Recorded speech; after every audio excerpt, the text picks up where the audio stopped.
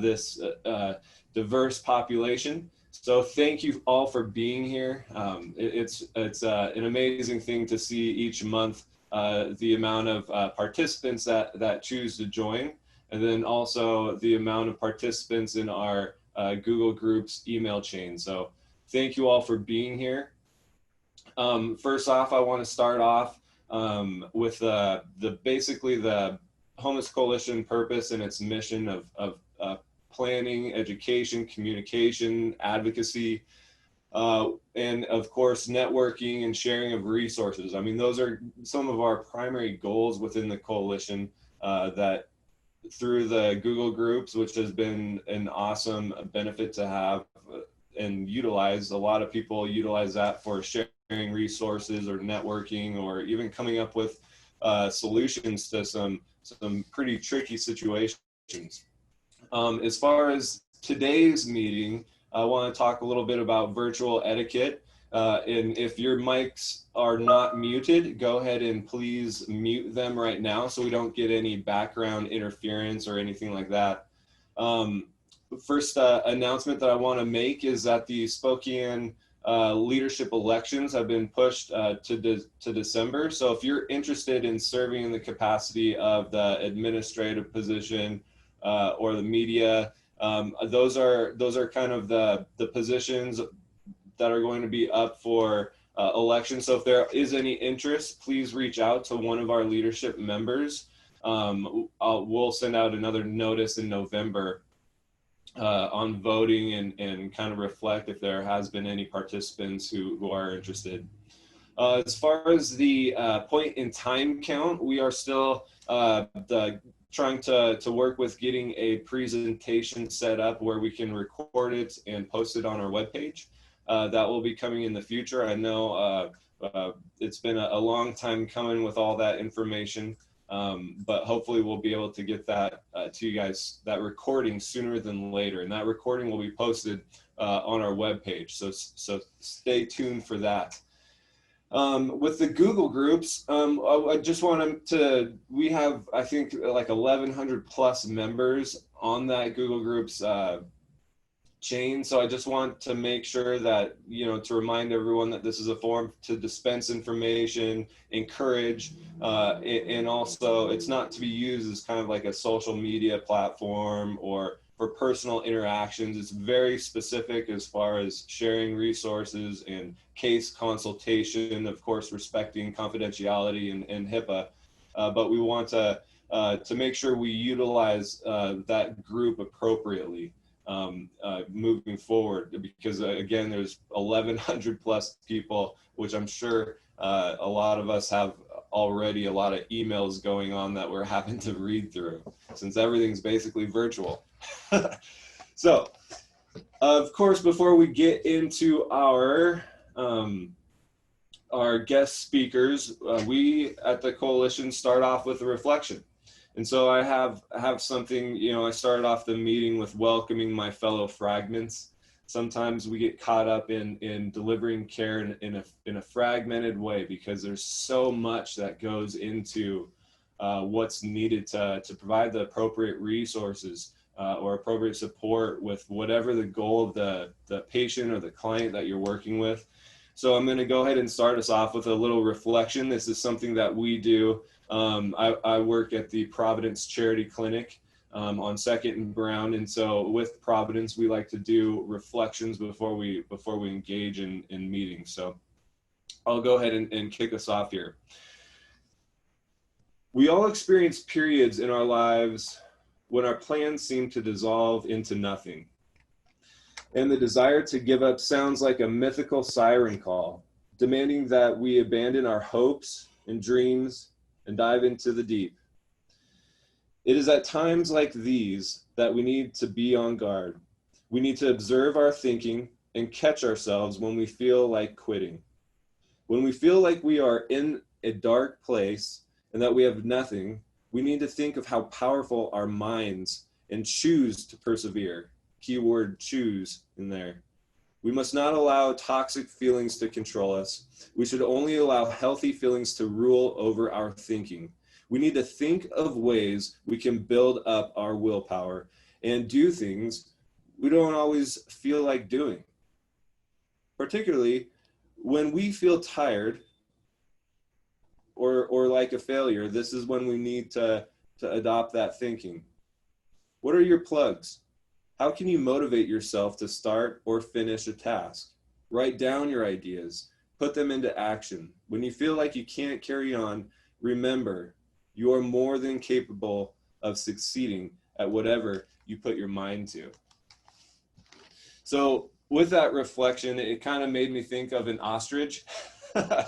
I know that's like completely random of an ostrich kind of just burying its head in the sand. And then when it's time to move on to the next resource, it's just a dead sprint to that next resource, head in the sand. And so with that, I like to leave time open for those who are bold and brave for this virtual platform and stage, to share moments of collaboration, moments where you found success in sprinting to that next resource, sprinting to that next supportive network. So this time I leave the virtual stage open to give words of encouragement to someone that you've worked with. I mean, we have 1,100 plus members of our coalition. Today we have 92 right now attending. So I'm sure there's some very successful moments of engagement. So I'll leave it open for a couple minutes here.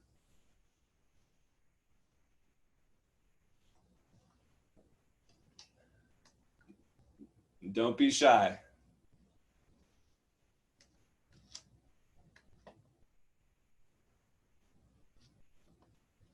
Well, I'll go ahead and start us off. I know that sometimes we want to push and work for our clients and patients so much that sometimes, that keyword choose, they have to choose to engage.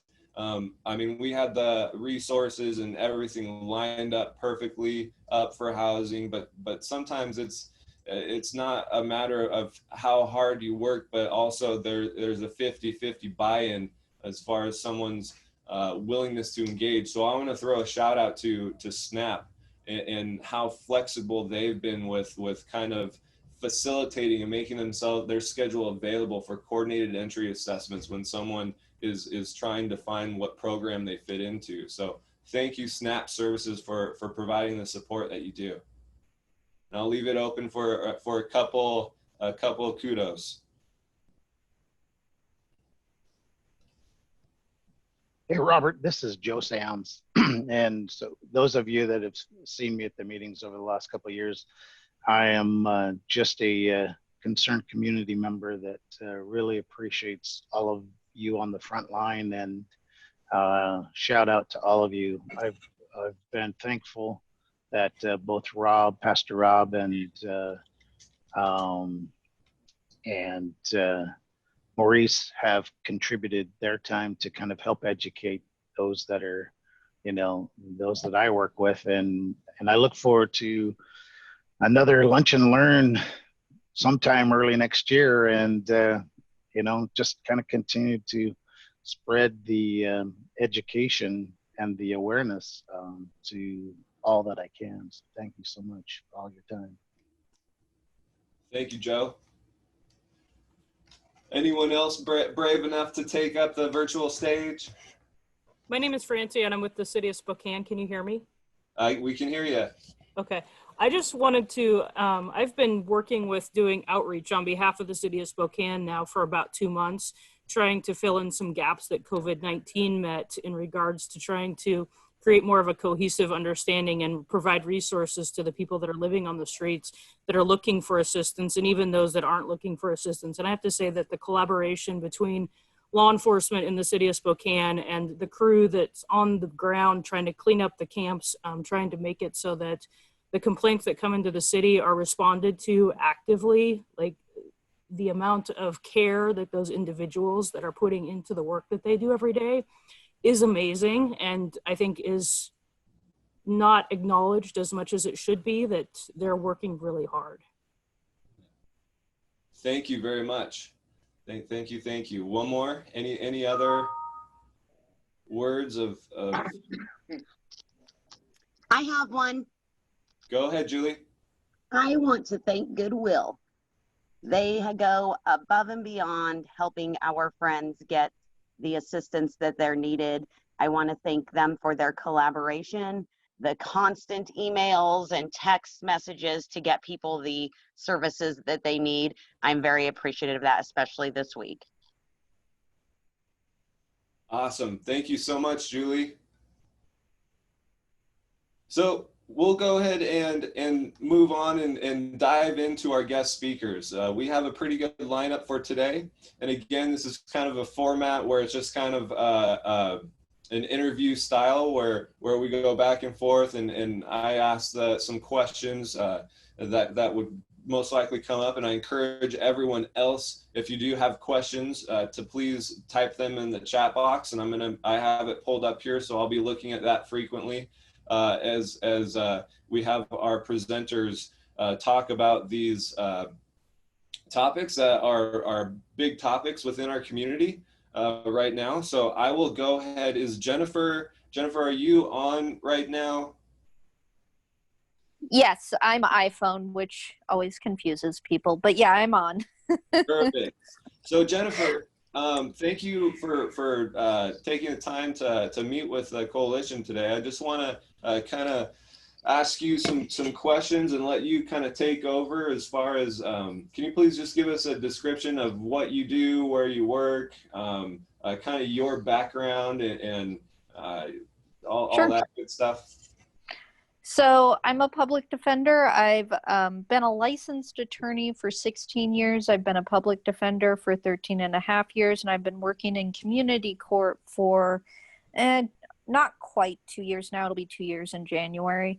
And I was volunteering in community court before that time for about a year. So my role in, my contact with the homeless community, I guess, obviously, as just a regular public defender, many of my clients were homeless who were getting charges like trespass and that sort of thing. Once community court was created by Francis, who I think is also probably on this call, but then, the attorneys in the regular court stopped seeing those sort of nuisance or quality of life crimes quite so much, because most of them were being funneled into community court in the beginning, just in the downtown core.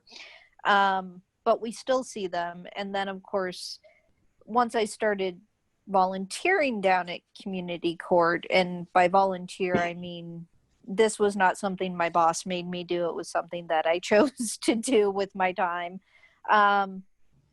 I realized that community court can and does do a lot of good for people who are really the most vulnerable people. And it really, we don't always do great things, but sometimes we are able to do really good things for people and really help people. And that's hard to do, quite frankly, as an attorney working in the criminal justice system, even on the public defender side. So it was really inspiring, and that's why I've spent the last almost 2 years in community court. Nice. Thank you. And what is your, I guess, just jumping right into it, what has been your experience with the current, and I don't know, Barry, is it possible to pull it up here on the share screen, the ordinance in itself, the sit and lie ordinance? Jennifer, what has been your experience with that specific ordinance?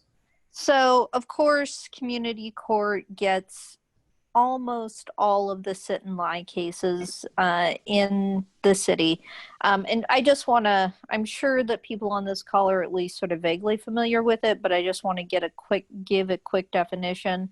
So the prohibition is, if you read the statute, it says no person can sit or lie upon a sidewalk or sit in a chair or a stool on a blanket on a public sidewalk in the downtown core, and there is a map that defines it, between the hours of 6 a.m. and midnight. And then there's a whole list of exceptions, one of which is, you can't arrest people for protesting, for instance, because that would impinge on people's right to free speech.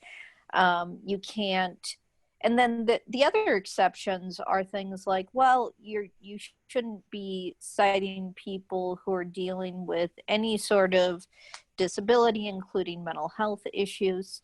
So in theory, at least, those people should not be being cited. And then the other thing that comes up is that, of course, almost all of the people that are cited under sit and lie are homeless. So the officer doing the cite is supposed to also check to make sure that there's shelter space available at that time. So our experience is that, as I said, it's pretty much a crime that is only applied to homeless people. Every once in a while, there is someone who is cited that is not homeless, but usually that means, like, for instance, we had a guy who was just severely developmentally disabled, and he was hanging out downtown because he liked to people watch, and he got cited for sitting on a planter. That's certainly not the usual thing. Usually it is our clients who are sleeping on the sidewalk, who haven't gotten up by 6 a.m., and people who are sitting in the business district downtown. Now, Jennifer, is there like a time frame? Like, is Yeah, 30 minutes too long? 60 minutes? No, there is no time frame. That's the thing. You could, in theory, be cited if you just sat down. And the officers are also supposed to warn people. So your first, they keep a log of people who have been warned. So they warn you first, and then the next time they see you sitting down or lying on the sidewalk, they cite you. So thinking of like behavioral patterns, like I imagine kind of what sticks out to me is kind of like the ongoing loitering, as far as whatever happens in the community, situations where officers are put in, or the police department are put in a position where they have to address that ongoing loitering, unless it's like a protest situation. Is that what it sounded like? So yes, basically we had several cases I think it was last summer, where there would be people who you would see sitting on the sidewalk if you were walking downtown, and they would have signs that say, hey, we're protesting sit and lie. Those people wouldn't be cited because they're exercising their First Amendment right to protest. And certainly I have to assume that there may have been some situations within the last 6 months where people were protesting in the downtown core who were not cited because they were actually protesting. But yes, the idea is to, I think, basically cite people who are, again, sleeping underneath the bridge or sitting on the sidewalk. I would say that most of the time it probably is people laying down and sleeping, like homeless people who, it's past 6 a.m. and they just haven't like gotten up and like rolled up their bedrolls and that sort of thing. That seems to be the majority of the cases that we see. Yeah. Okay. So kind of that 6 a.m. Start seems to be reoccurring. Do you have any idea of kind of the historical context of the ordinance in itself, when it started, kind of any background information on that? Yeah, so it's only, okay, yeah, I've got the statute up. So it was actually passed in 2013, so it's a relatively new statute. One of the, I can't speak to what the discussion actually was in city council chambers when they passed it, other than this certainly was going to be used as a tool to, again, police homeless people. And in fact, I don't know if any of you remember, but I think it was when the newest iPhone came out and people were literally lined up in front of the Apple store downtown, definitely within the downtown core. and some of them like waited for hours for the store to open and were sitting on the sidewalk. None of those people were cited, and a city council, I believe it was either a city council member or perhaps the mayor, came out and said, well, you know, these are not the people that the ordinance was passed to police, essentially. Like, you know, if you're an affluent white man waiting to get the newest iPhone, we're not going to cite you. But if you're kind of a smelly white man who we think is homeless and you're laying down underneath the Washington Street Bridge, then we are. Yeah. So let's see. Barry just had up the zone. Yes. Yeah. Is this the area that's primarily where the ordinance is applicable to, or should be applicable to? I believe so. I'm zooming out to try to, I mean, I assume this is basically downtown, right? Yeah, it looks like just across the river. Yep. Yeah, I think that this is basically correct.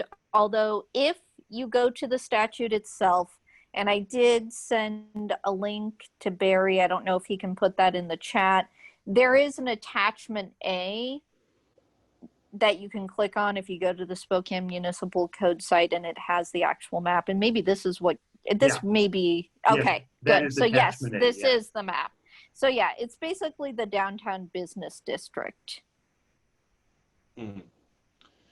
And we have, let's see, we do have a question from Don. What if shelter space in, let's see, what if shelter space unavailable, but it is in the shelter which has barriers such as religious or sobriety or is gender specific?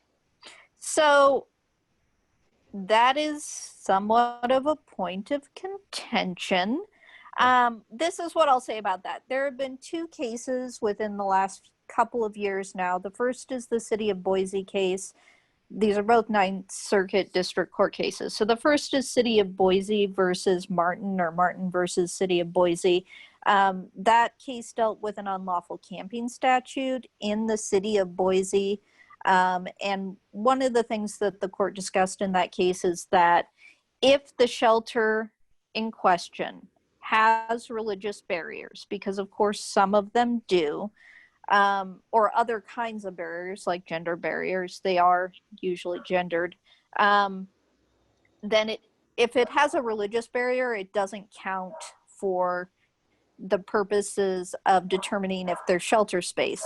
Now, obviously, we have a number of shelters in Spokane that don't. The House of Charity, the one that's currently being run by the Guardians in conjunction, under contract with the city. But then there are some that do, like the Union Gospel Mission. And from time to time, we get police reports where the police officer says, well, I checked shelter availability and there is space available at the Union Gospel Mission. Well, the Union Gospel Mission is not one of the shelters that counts because there are religious and other barriers to get into that particular shelter. So it doesn't necessarily have to be specific to religious, but it's more of like a philosophical approach to how they're providing their sheltering. Right. I mean, people have to be able to, it has to be a real option for people. So then there also is an even newer case, which came down in July of 2020.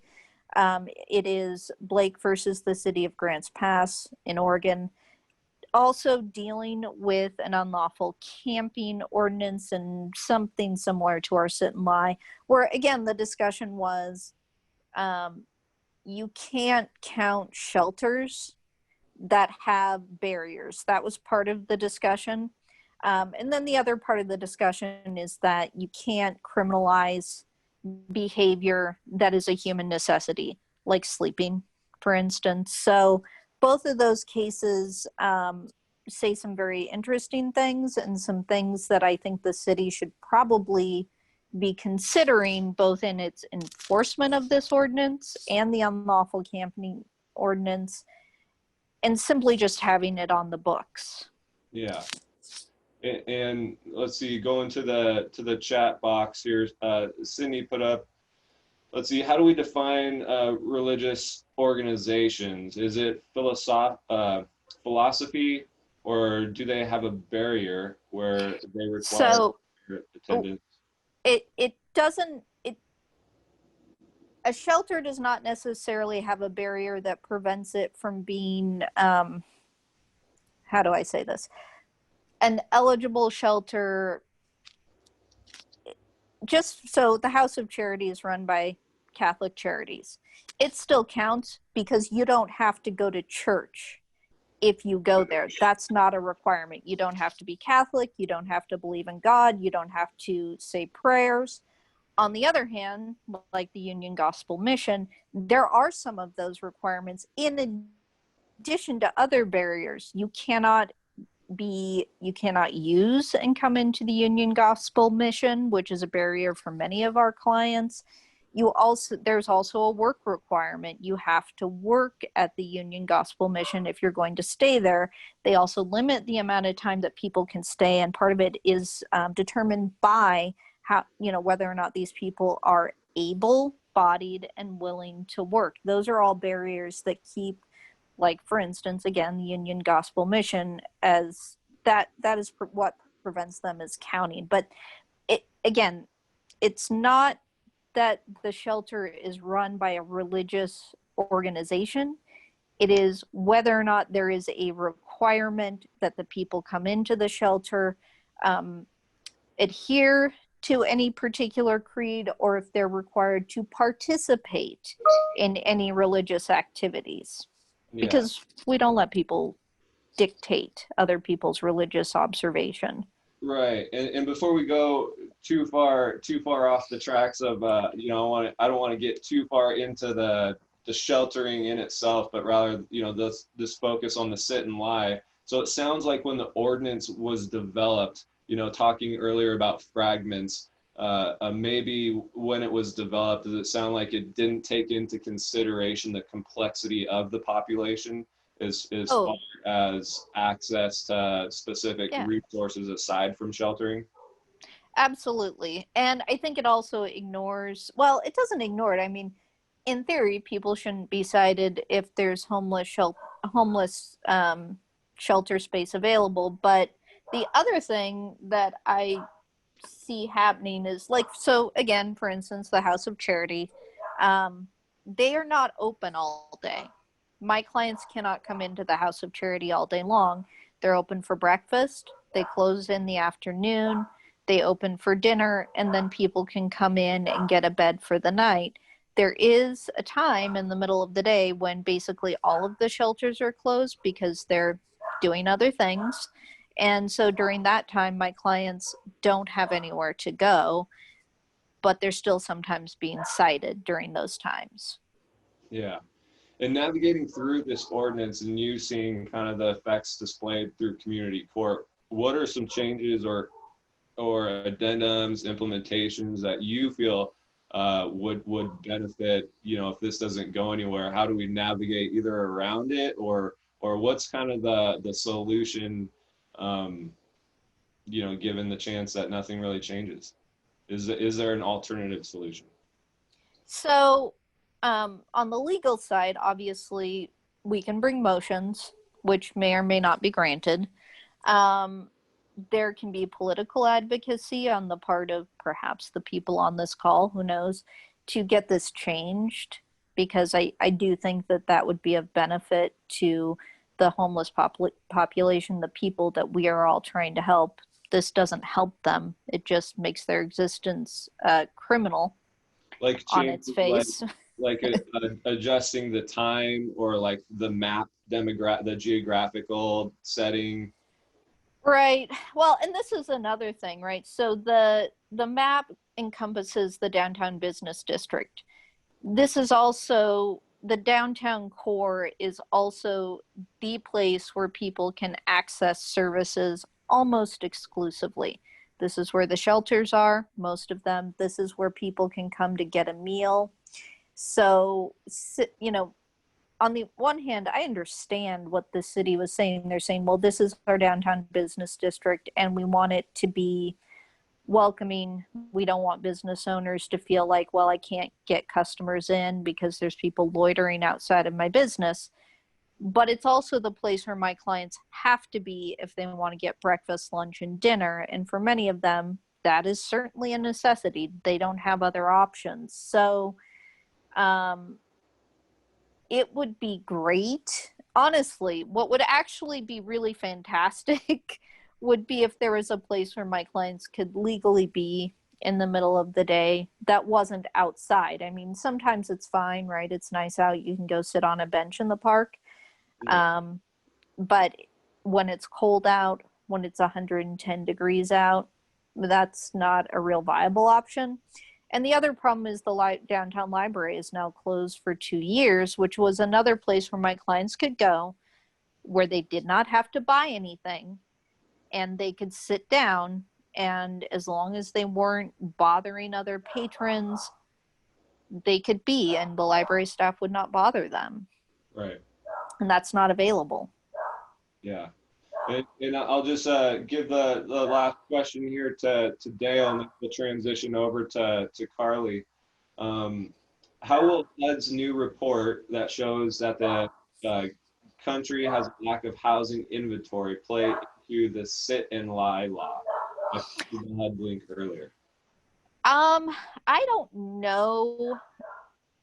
It doesn't hurt in terms of my advocacy and for my clients.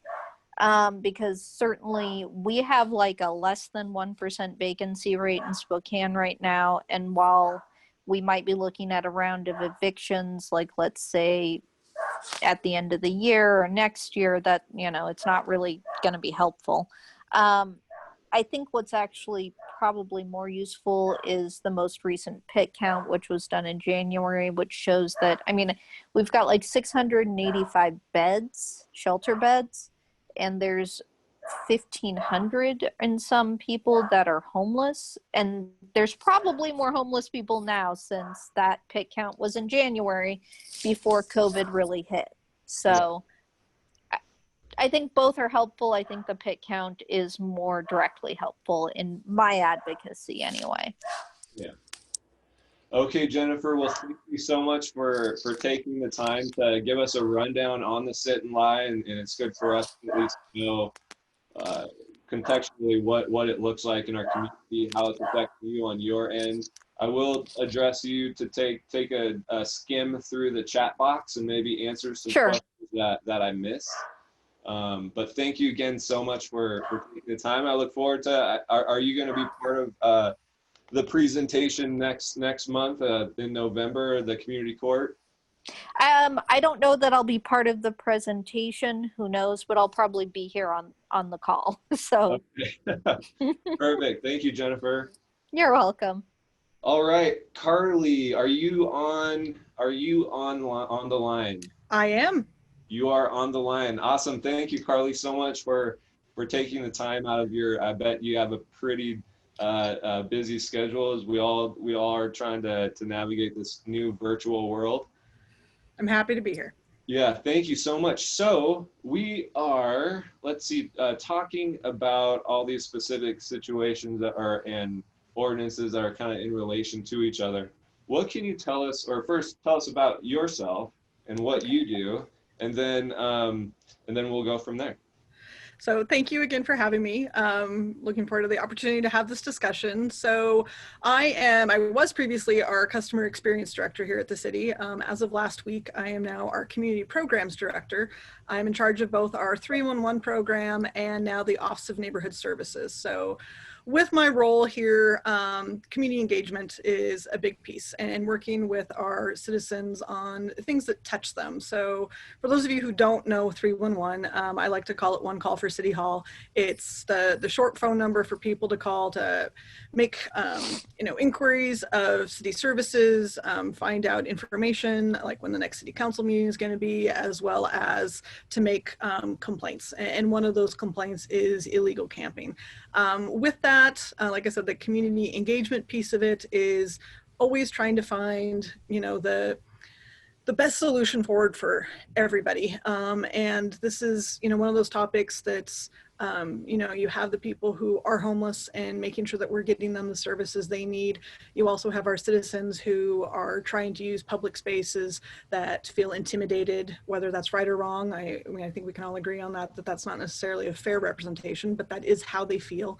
As well as our downtown business owners that do have issues with having accessibility to their businesses because of people sleeping in doorways. So trying to balance all of those perspectives and trying to find the most compassionate but realistic path forward.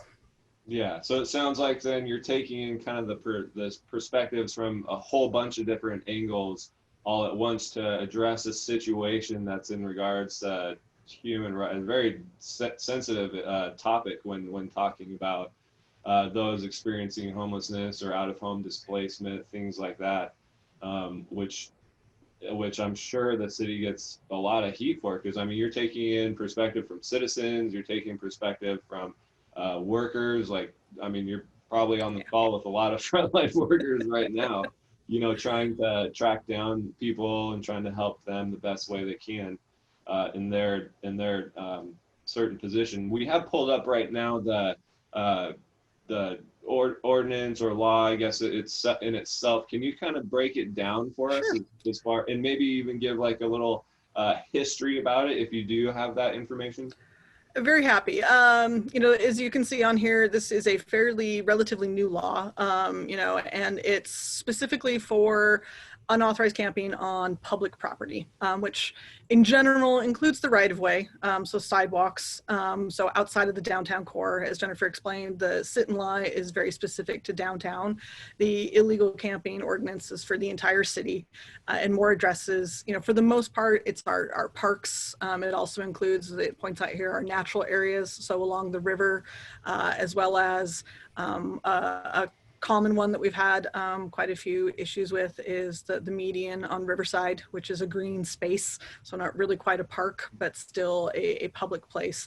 And this is, as Jennifer, you know, explained with the Boise decision, that, you know, we can only enforce illegal camping if there is not shelter space available. And again, I think it's trying to find that balance between making sure, I think I know our overall goal is to get people into housing.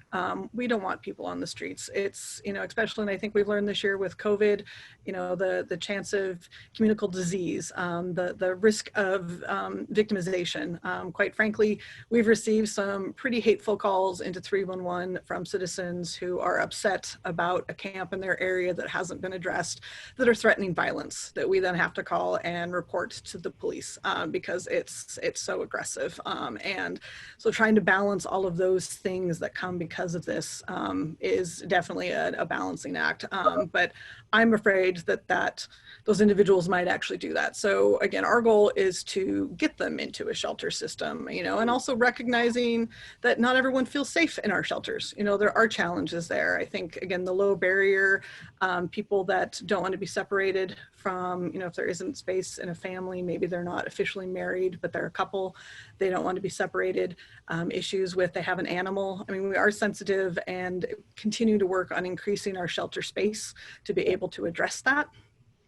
So it sounds like, too, what kind of caught my ear in that little conversation was kind of the citizens' perspective, right? Coming from that, as far as maybe how do we, as you know, there's 86 of us, right, participants on there, kind of educate citizens about their neighbors who are camping. I mean, because they're the citizens, it sounds like, have their either stereotype, or maybe there are security concerns or safety concerns with the activity that's going on. But it sounds like a kind of an awareness situation or education, like these are you know, regular people, if we, you know, and kind of respecting their rights as well.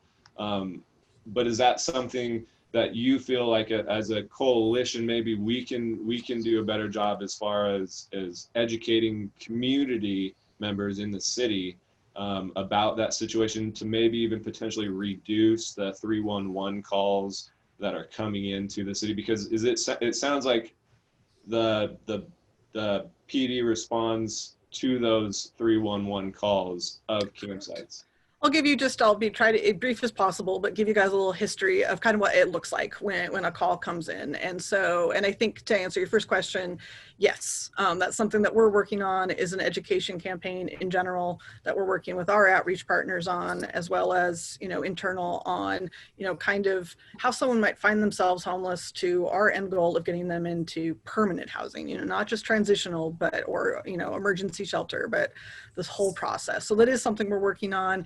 And I definitely think, all the pieces, because I think it's very easy, as I know you guys are aware, to assign a person who is homeless as just being a faceless homeless person and not realizing that they have a life and a backstory just like the rest of us. So as a overview of the process, and this is something that, frankly, we continue to work on. We meet monthly as a group and continue to refine and look to ways to better serve our entire community on this angle. But about a year ago is when we really started what we call our pod approach. And our pod is made up of NROs from SPD, as well as our litter crew from code enforcement. When a call comes in from a citizen reporting an illegal camp, it comes into 311, and we create a case that is managed by a code enforcement supervisor. There is an automatic email that is generated to our outreach partners at SNAP and Frontier Behavioral Health, so they can go out and perform outreach. As those of you who were on the call early also heard from Francie, who spoke up, she's been helping us pilot a new approach this year where she's also going out and doing some outreach. So we have that internal piece as well. And that was largely just because there are so many camps, and we wanted to make sure Frontier Behavioral Health and SNAP do a great job. I'm sure everyone's aware of Bob Peeler and the work that Bob does, and we appreciate that. But we wanted to make sure that we were in fact hitting every camp with outreach before we did any enforcement. Because again, our goal is not to have to do the enforcement, but to get people to willingly use the services that are available to them. In that action, after the outreach is performed, then the pod will go out and respond and talk to the individuals. And if there is shelter space available, that is when a citation might occur. The citation is a referral to the community court process. No one is booked into jail over this. If there is a booking, it usually is because I have an outstanding warrant or something criminal was discovered, rather than just the camping itself. Once that citation is made, we then clean up the camp. We give everyone an opportunity to clean up their items and take them with them. If it's a large camp, we might even come back. So this isn't an effort to, deprive people of their property or due process. It's just a recognition of, we've got this illegal camping ordinance and people are not allowed to camp on public property. Once they do leave and they abandon their trash, code enforcement will clean that up and take it away. On average, we have about 100 pounds of trash per campsite that they're taking away. If a camp is not occupied, so if we have a camp reported to us and we respond to it and find that it is vacated, we have to give 48 hours notice. So we will post and let them know that they have 48 hours to remove their items. If we come back 48 hours later and everything is still there, we now have been piloting a project this year where we put items of obvious value into storage and they can come retrieve those. And then anything that is still garbage, we will end up throwing away. And I'm glad to hear that you're gonna have community court next month, so I won't go into that process because they're definitely the experts on that. But after that citation is had, then they will go to community court. And again, the goal there is to connect them with those services, to get them into a long-term, not just emergency shelter, but into housing permanently. Yeah. And there's a pretty good question posted. Is there outreach? Is the outreach just for homeless individuals, or could there be outreach to the citizen who made the report for educational purposes? Great question. We usually try to do, that's part of the 311 call agent's job. I mean, one of the things that comes up quite frequently is someone calling to report someone's camping because they're sleeping in a park, for example. It's not, if it's 2 p.m. Today in Riverfront Park and someone's stretched out on a blanket, that's not illegal. And so trying to educate the citizen, and those are the questions we ask, like, have they been there overnight? Park rules, I believe it's 10 p.m. that you need to be out. So if it's past that time, we're not open, so you couldn't really report it then, but that would be sort of a trigger that we have to really determine, is this camping or is this somebody who's legally using our parks as the way it was intended. So we definitely try to educate citizens. I think that is a challenge that, as I said, that group that meets monthly, we continue to work on. How do we continue to try to educate? So I think it's a great question. And you mentioned the partnership with SNAP and Frontier Behavioral Health. Could that outreach partnership be developed for that education to citizens, like with another organization, let's say, where it's just not solely put on the city, but rather another outreach resource to provide that education? It could be. I know that we have contractual relationships with Frontier Behavioral Health and SNAP, which is why we're with them. Our code enforcement supervisor, who, like I said, sort of manages this process, does attend the homeless huddle, so we're very, tapped into that group. So I definitely think there is opportunity to expand. Perfect. So as an outreach worker, we simply don't have time to get hold of the I'm more concerned about the client than I am about the person who complained. Who is this? Can you introduce yourself? And I will be Bob Peeler today and try to function in a proper manner. But when we go out, our concern is the individual and what we can do for the individual. Some of these camps are a disaster. Others are well maintained, and most of the people want help. It takes a while to get them housed, is all. That's it. Thank you, Bob. Bob, is there anything on your end as far as what we were talking about? The approach has been kind of patient, client focused, the campers individually rather than the citizens. What do you think of that kind of approach as far as providing education to the citizens who reported that as well? I see the value in that. I think the city, in the partnership with this group, is working on an educational plan. But for outreach to go and try to contact all the people who complain probably isn't reasonable. We just don't have the time to do that. Yeah. I mean, we got other piles stacking up. As far as like providing, as far as SNAP or Frontier being able to provide the human resources to do that? Yes. And we're spending government money, so that means we got tons of paperwork that's attached to each client that we deal with. Oh yeah. One of our joys and happiness is data. You guys aren't paperless yet? Uh-huh. Yeah. Here we are. Yeah. Awesome. Thank you, Bob. Carly, let's see here. So with the no camping, you said it was regional, so it's both the city and the valley as well. No, we have now our regional approach to sheltering, which is another suggestion I wanted to throw out. I mean, obviously, there's a lot going on here, and I'm really excited that you have community court next month. I think having Tim Sigler for our community housing and human services be able to come speak to you and talk about our grand vision for sheltering and how we're trying to address some of the barriers or issues that Jennifer brought up, I think would be really beneficial. So that said, we do now have our regional shelter at the mission site, but in terms of our camping response, that is solely within the city of Spokane. So it's just Spokane police officers and our code enforcement within our boundaries. Yeah. Now, before you had mentioned, if things are left behind, they're put into storage. Has there been any talk about expanding the storage capacity since we don't have necessarily anything like that in Spokane, but when you look at other bigger urban cities like San Diego, those ones in California, they have like these huge storage spaces. I do know that's been part of that conversation on the greater shelter and the recognition that storage is a concern, and that some people who are at camps don't want to go to an emergency shelter because they have enough things that they couldn't take with them. And so that is definitely something that we are discussing. I will say the storage process that we've had to date, again, it's been about 6 months now that it's been in operation. We actually haven't had anybody come retrieve their property. So, there's something that we need to continue to work on that angle too. Yeah. Awesome. Well, thank you, Carly, for again taking the time to meet with us. Any closing comments that you have for everyone before we transition? We're going to have the pod crew that you were describing kind of give us a little insight on their perspective. But any closing remarks you wanna leave for us?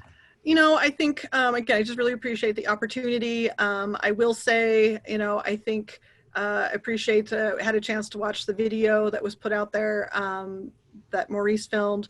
I'm a little concerned. I don't really believe that that's incredibly accurate on our process, that we aren't, I don't like the term sweep quite, honestly. I am sensitive to the fact that this is a population that we need to serve. But again, we're trying to serve an entire community and there are issues with there. So I guess that would be my only little caveat, that I think we're not the bad guy here. We really are trying to serve everybody. But I appreciate the ability to partner with the Spokane Homeless Coalition. And I think, educating our citizens and continue to work to that angle would really be beneficial. Yeah, definitely. I look forward to the continued partnership and how the coalition in itself can assist and provide consultation or collaboration in any way. Please utilize us as a resource. For those opportunities that present itself for brainstorming or coming up with different approaches. We'd be very grateful for that. My response to Carly, hi Carly, is that is an initial video. It's not a final product. Our goal is to stimulate this discussion because we need a broader community discussion where both sides are represented. And that's why I would love to reach out to the pod groups, to be able to go out and film with them to show what actually takes place. I'd like to interview law enforcement. There's a lot more work that needs to be done. This is an initial foray into this. It's going to be a longer piece, a much more detailed piece. But until we stimulate a genuine community discussion where all the parties can come to the table and have their say, that includes the city, that includes the larger community, that includes the homeless community. I'm the documentarian for the homeless, people who don't have a voice, and they feel like they are being run over and run out. And I empathize with them, but I also don't want to be prejudiced one way or the other. And so the good news for me is that we're having this discussion, and I would like to see more of it and film more of it so that our community gets to see what a healthy community looks like when we all get together and solve a problem. So I'm all in for anyone else who's all in. So thanks, Carly. Okay, we'll follow up, Maurice. Thank you. Yeah, thank you, Maurice. I look forward to that final cut too. It's yeah, me too. Be something good. So I'll go ahead and is Mark or Sean on the line? Mark or Sean from the Robert, I think you have both of them on the line, and our published end is 10:30. So can you clarify that we'll go over, that they're not going to be cut off in 2 or 3 minutes? Yes, definitely. Yeah, we will. Our closing time is generally 10:30, but this was a kind of a stacked meeting, so we will go most likely a little bit over. For those of you who do need to leave, I completely understand. This is going to be recorded and it's going to be posted on our webpage if you want to look back and pick up where we're leaving off now. So Mark, Sean, welcome to the coalition. Do you want to give a brief rundown as far as who you are and what you do? I know Carly gave a little insight into what you guys do, but maybe just expand on it a little bit more. You bet. This is Mark Griffiths. I'm the captain for the north side of Spokane. Carly did a great job explaining what we do. And for everyone, my email should be attached, I think, on this thing, and love to have any questions or spill any myths or talk about any concerns anybody has as we move forward. And Sean Kendall's on the line. He's a lieutenant, and he goes out with the pod most days. So I'm going to turn it over to Sean.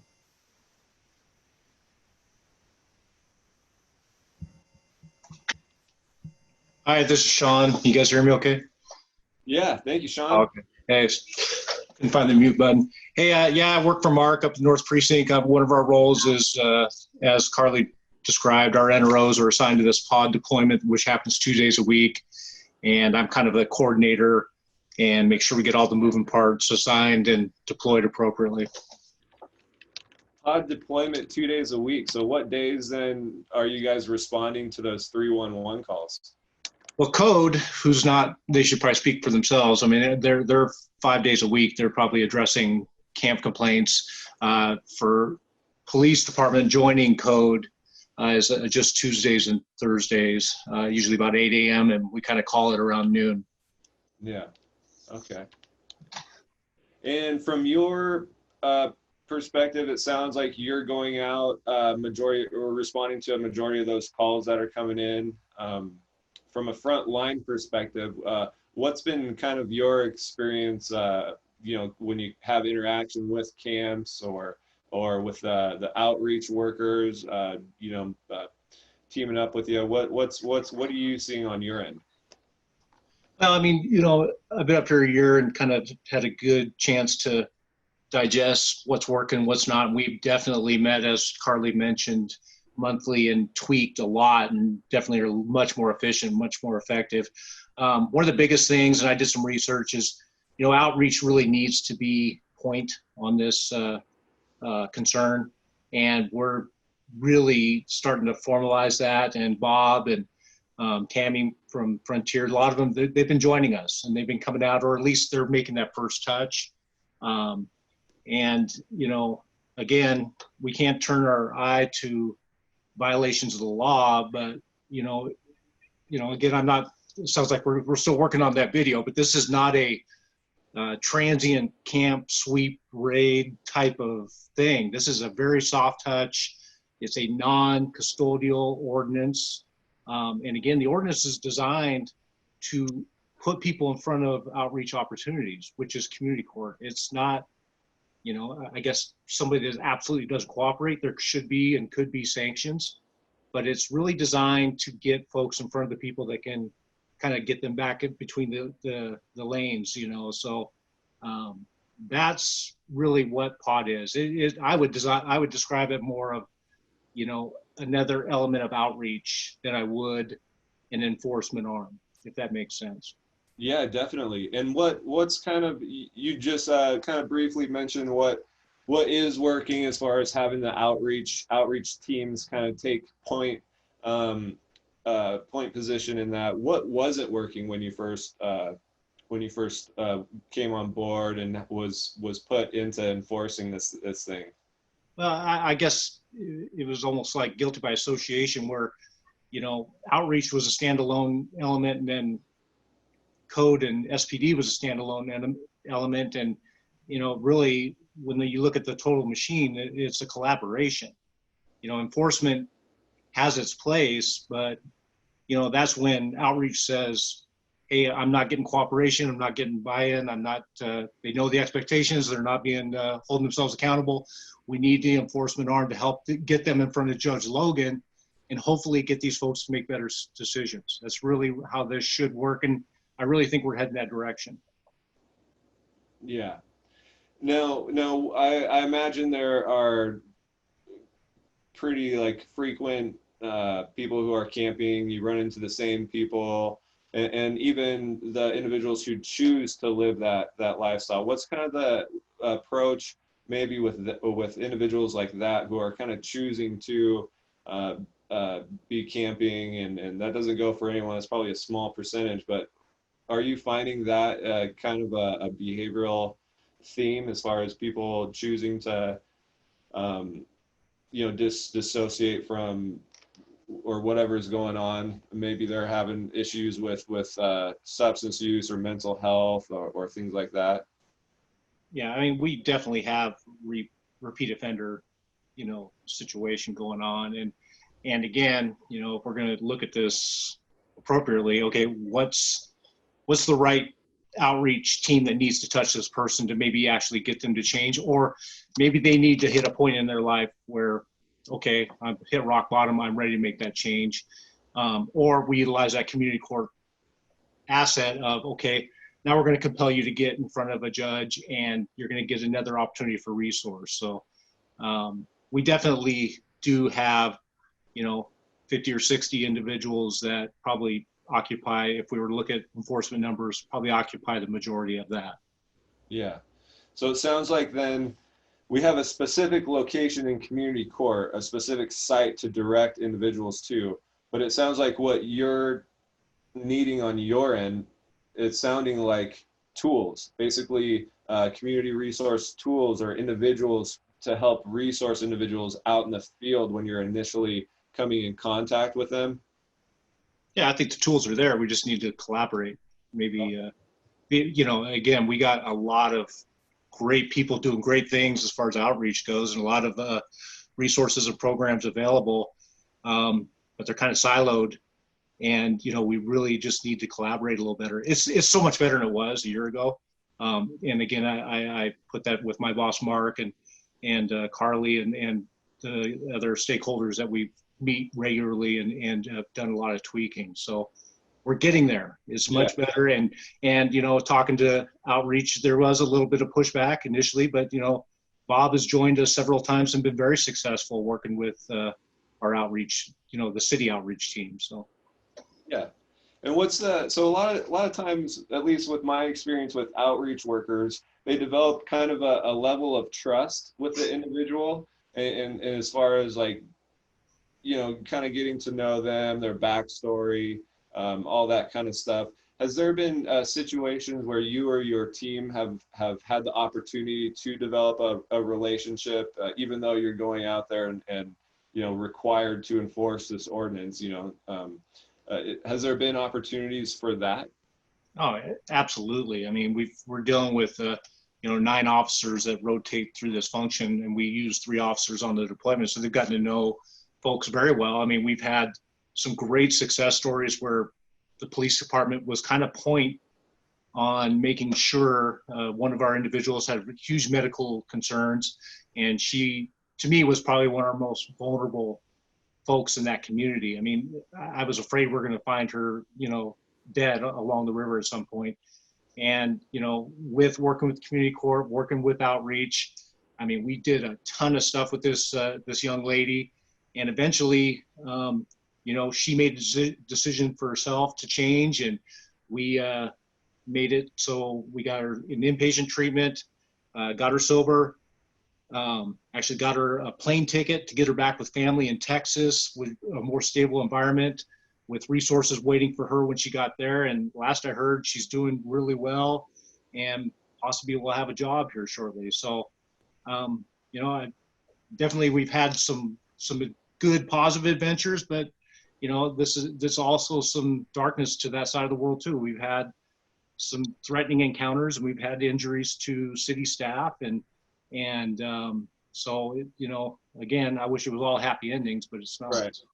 Yeah, of course, and thank you again for all that you do. Is there anything on your end that you could see kind of either improvements or directional action items that you see progressing in the future with this pod approach?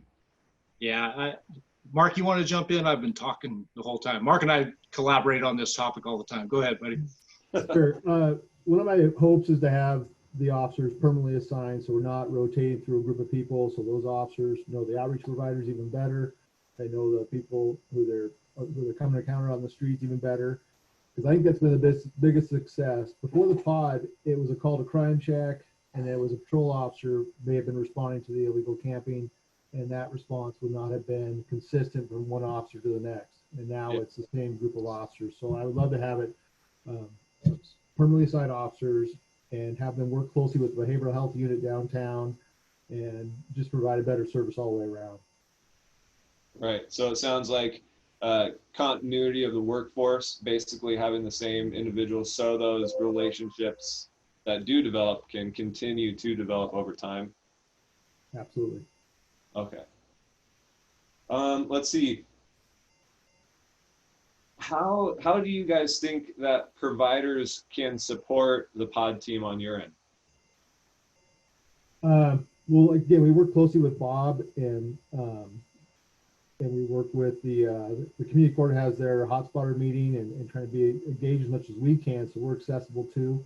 The more that the outreach providers can go out and deal with things without us being involved, the better. And then maybe bring us in as an asset to them. But we don't want to be the lead on really any of this. Illegal camping is not a felony. It's not a police problem that we really want to approach as a police problem as much as it's a community problem, and for others to take care of most of it, and then we can kind of deal with the ones that aren't able to be handled by outreach and other services. Yeah. And in what situation, I'm sure you've come across situations where, especially now, since shelter beds have basically been cut in half due to the distancing and everything, when you come across a day where there is no shelter beds available, what happens after that? Like what? Well, we just cancel our officers going out at all. We don't want to go out if there's not shelter space. We don't feel fair to even have an interaction because we don't have a lawful right to be contacting someone if they don't have a place to go. So we don't go out at all. So is that like checked like in the morning or to see if it was like the night before, if there are beds available, or what does that look like? Sure. There's a database that I don't know if it's our dispatch or who keeps it up to date, but it's available to the officers in the car. So it's a live, up to date type database. They check it, and it has on there if there's shelter space available, and that could be at any place. And then there's shelter space available that can be used for enforcement.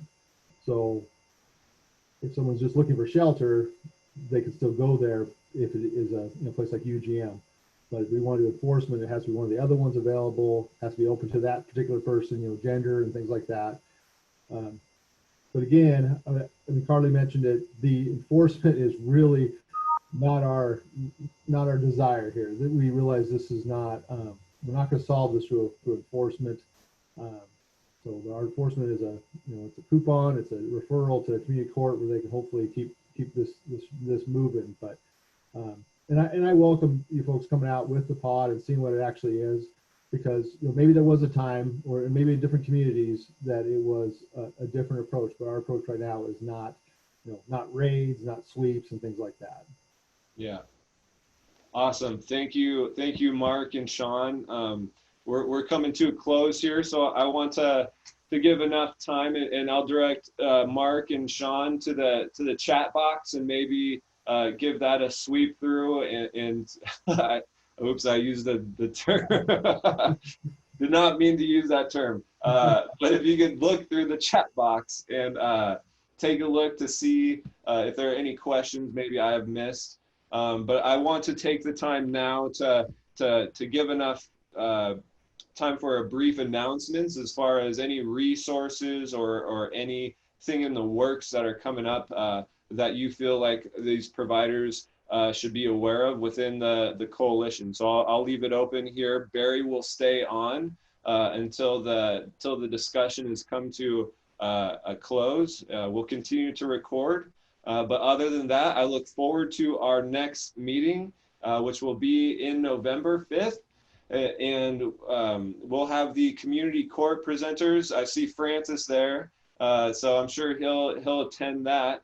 And so I look forward to next month's meeting as well. And stay tuned. Hopefully Carly and Mark and Sean can all connect with Maurice and get some video footage to continue, because we want to definitely make sure everything's portrayed correctly. But it sounds like there are some items for further discussion going off of this. So thank you again, everyone, and I'll leave it open for brief announcements. Barry will stay on. Thanks, everyone. Thank you, Robert. Thank you, all our presenters. You're welcome to zoom away to other stuff right now, but if you want to stay on, we're just open. or I think first priority would be announcements. Are there things that people should know about, or you'd like to get out there, your agency or you individually? Just chime in and I'll recognize you. Barry, yes, Jose has some questions for Kali. First of all, I want to say thank you to Kali, Sean, and Margaret and Jennifer for their presentation. But Jose has some questions that we didn't take for Kali, and I'm interested in what Jose has to say with regard to the storage. Jose Trejo from Northwest Justice Project. Yeah, so no, my only question, I think other people had it, was where the and I probably should have asked this myself, where the what has been done to inform like people currently about where the storage area is, because I'm actually involved with the city in developing the policy, and my understanding was that was going to be like in the basement of City Hall, but where is the storage place going to be? Any of those folks still on who can answer that question? Jose, I asked the same question in the chat, and what Carly said is that it's an undisclosed location, but if people have stuff in storage, they can call 311, and then somebody, I think she said from code enforcement, but that might be wrong, will get in contact with them to get their stuff. So I don't know where it is, and I'm not sure that Carly responded to my question about whether or not people have to like get themselves somewhere outside of the downtown core either. Okay. I got a response as well in my private chat that says they can call 311 and 311 will direct them where to pick up their things. I have 9 people at the Hilliard Skate Park right now who just got all their things taken, and I'd like to know where we can direct them or who they need to call for those things. Ken is there now making a list of all items that were taken. Jose, when you are developing the policy, these are some things that you may help us address.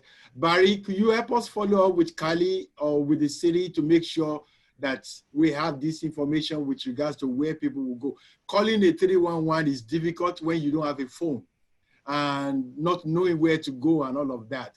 Our homeless population don't often have a phone to be able to use to call anything or to retrieve their property. So if you could help us follow up with the city with regards to where they can pick up their stuff, that would be appreciated. Jose, did you say, were you going to say something more? Oh, no, I just, so there was litigation arising out of the Camp Hope stuff, which has been basically about to be resolved. And the city was been very cooperative in developing a new policy that's going to be, a little bit more detailed about maintaining people, valuable items that are found, that are either abandoned or a lot of times what results is the result of somebody will be arrested and then they can't take their stuff with them. And so that's when it gets cleaned up as well. And so we knew the official policy will be available for everyone to look at. And I think it'll be a little bit clearer at that point where people, the policy for obtaining their items back. I just don't want to say anything until everything's, all the ink's on the page and stuff like that and the mayor signed off on it. But yeah, the Camp Hope litigation should be over pretty quickly. And there is some, policy changes that have risen from it with regards to the property that is, found either abandoned or otherwise, part of the cleanups. And I'll get that. I'll post that to the Homeless Coalition once that's official. Thanks, Jose. Announcements or relevant questions like that? Anybody? Hey, this is Seth Hackenberg with the Community Court. Just wanted to give a quick update on some changes to our schedule. Starting on next Monday, October 5th, we're going to be launching the Community Court at the Martin Luther King Jr. Center, 500 South Stone Street in the East Central community. So going forward, the first and third Mondays will be there at the Martin Luther King Jr. Center. The second and fourth Mondays will be at the Northeast Community Center, and they'll still both be at 9 a.m. Okay. Great. And if anyone has any questions about either court or just community court in general, feel free to email me. My email was in the chat. I'll put it in again because it's been buried by now. Yeah. And just a suggestion, if you want to send out an email to the entire coalition, Seth, about those updated dates and times and places, that's just another way to get it out. Anybody else? Question, comment, announcement?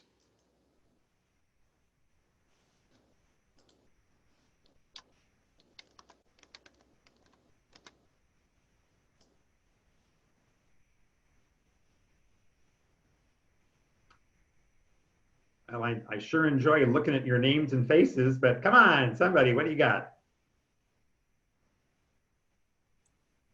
I'll play a game with you. Okay, Bob, talk to me. SNAP's energy program is going to open it up on October 6th.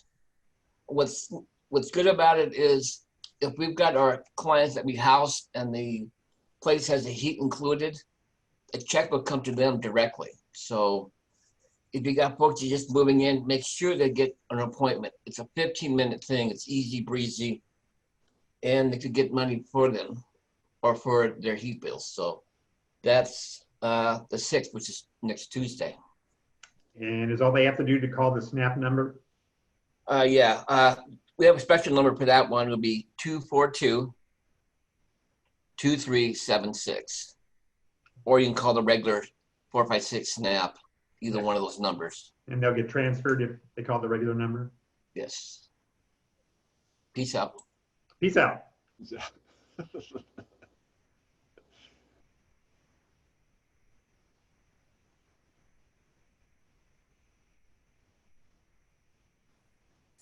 Hello, I got something. Go, Sharon. So I'm an independent Medicare broker, and it's open enrollment starting today, annual enrollment.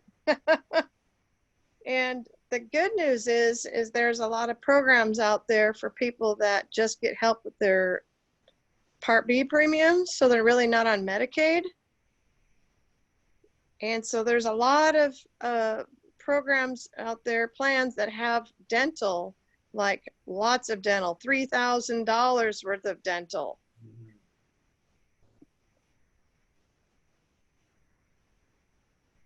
Okay. Am I the only one excited? I'm excited. I just had $3,000 worth of dental done in my mouth, and that excites me. So. And they're not, and the premiums are zero. So they're not, or $25. They're not like $100, so you can get a $3,000 policy dental plan. So it's very exciting. This is the first time ever. And Good. So, yep. Put your name and contact info in the chat. Awesome. I will do that. I can help people get teeth, glasses, hearing aids, no out of pocket anymore. Good. Thank you for asking. Who's next? Thank you, Sharon.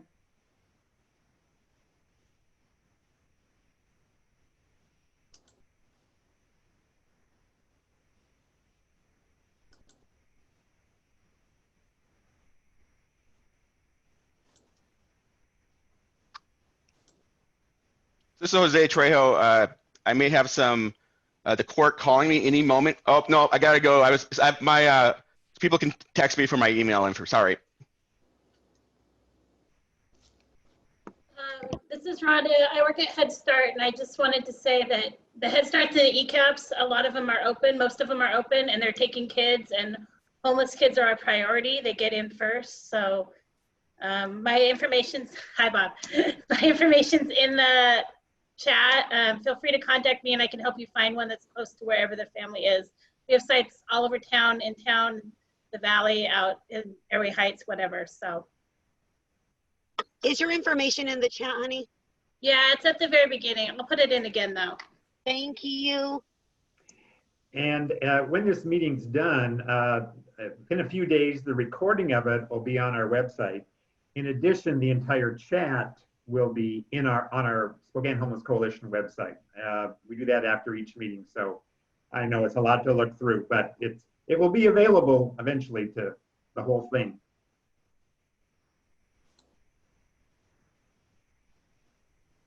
I got to get back to my vacation, Barry. Oh, Julie, thank you. You guys have a lovely weekend. Happy first day of October. Thank you. Thank you, Julie, for zooming in. Just so you know, Julie rarely takes vacation, but Julie Garcia interrupted her vacation just to be with us today. Dr. Otto. Hello. Hello. The schedule. Oh, yeah.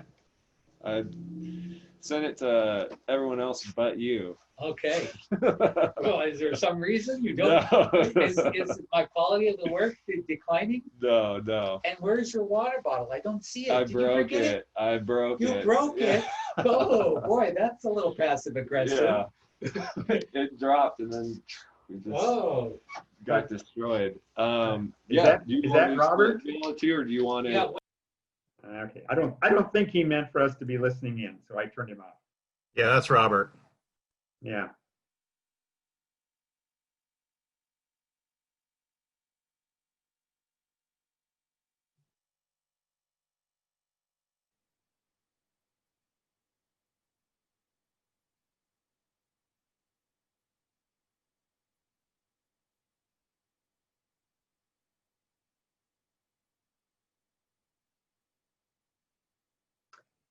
Well, I think that was a long pause.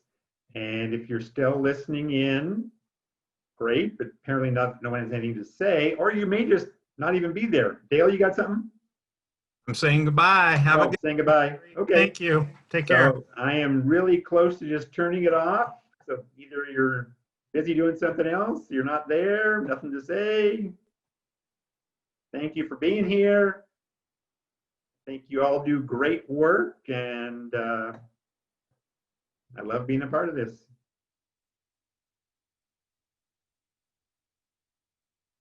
Okay, I'm going to zoom us off. Thank you all.